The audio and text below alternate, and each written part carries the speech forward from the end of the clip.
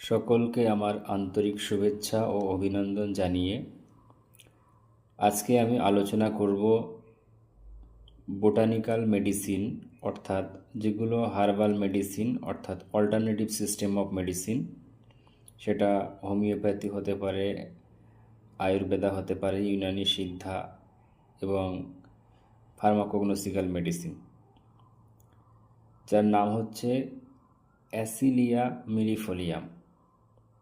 এই ঔষধটি কি কি কাজে লাগে সেটি বলবো।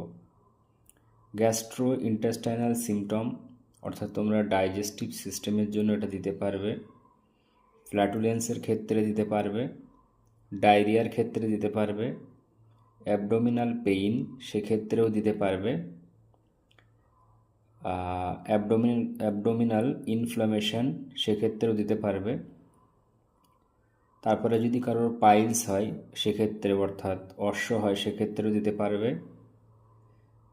অর্শটা ইন্টারনাল এক্সটার্নাল বা রক্তক্ষয়ী যাই হোক সেক্ষেত্রে দেওয়া যাবে, এবং যাদের ঘুমের সমস্যা হয় সেক্ষেত্রেও দেওয়া যাবে, এবং লিভার সংক্রান্ত সমস্যার জন্যও এই অ্যাসিলিয়া মিলিফোলিয়াম ঔষধটি তোমরা দিতে পারবে।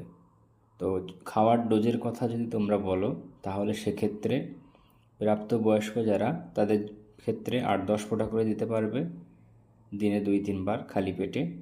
আর যারা ছোট বাচ্চা, বিশেষত 6 মাসের উপরে, তাদের ক্ষেত্রে মোটামুটি 6 মাস থেকে 2 বছর পর্যন্ত তোমরা সেখানে দেবে 4 ফোঁটা 3 ফোঁটা এরকম, এবং তার থেকে একটু বড় হলে তখন সেক্ষেত্রে আরেকটু ডোজটা তোমরা বাড়াতে পারবে, দিনে 3-4 বার দিতে পারবে।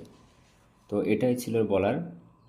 তো এই ওষুধটি homeopathy, electro homeopathy, ayurvedic, Unani, naturopathy, Siddha, pharmacognosical medicine অর্থাৎ যারা অ্যালোপ্যাথি প্র্যাকটিস করেন তাদের ক্ষেত্রে যেগুলো প্লান্ট থেকে মিক্সচার করে যে মেডিসিনগুলো তৈরি হয় সেক্ষেত্রেও কিন্তু ঔষধটা ইউজ করতে পারবে। তো আশা করছি সকলে বুঝতে পেরেছ। সকলের সুস্থতা কামনা করে আজকের ভিডিওটি ইতি করলাম।